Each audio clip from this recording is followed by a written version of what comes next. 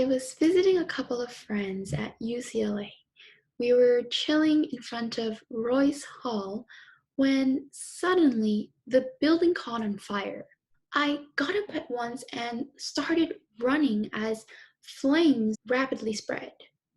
However, I was getting frustrated as I soon realized I was hardly moving. I kept running, but only felt the space elongating. I was getting absolutely nowhere. Then I paused. I looked back at Roy's Hall, still burning, and focusing on my mind. In a split second, I made the fire vanish. I took this story straight from my dream journal. This right here is my dream journal. Over the past years, I've been writing down any dreams that I can remember. Out of all the things that can be said about dreams, one of the most bizarre claims is that you can control them. And I should know, I made fire vanish from a building.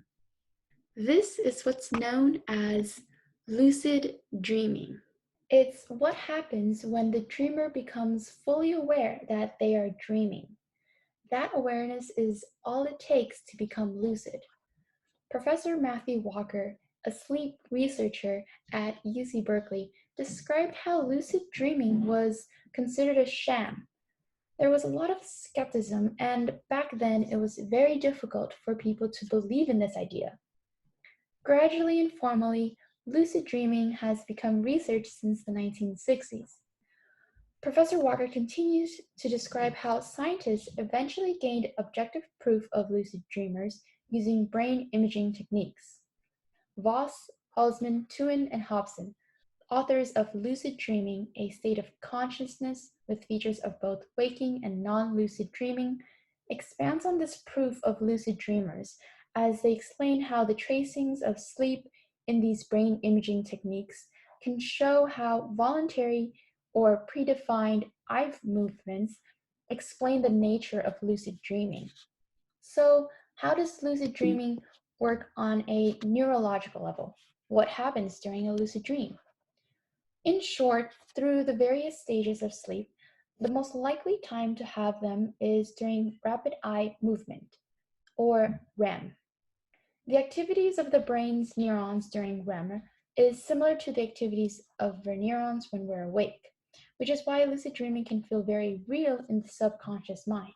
When someone becomes aware that they are dreaming, they can either be fully engaged, go along with the dream, or even completely change the dream.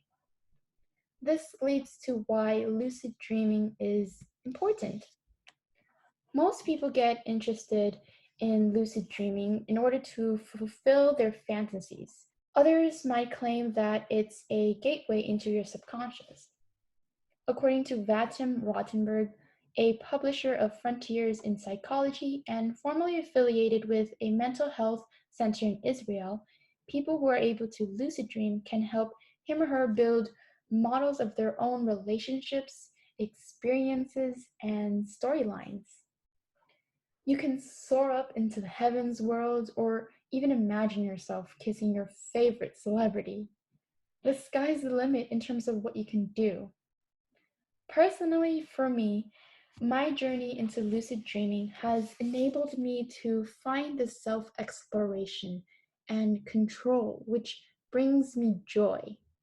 The ideas of exploring activities that I'm unable to do in real life, like flying, overcoming fears, and making fire vanish, are endless.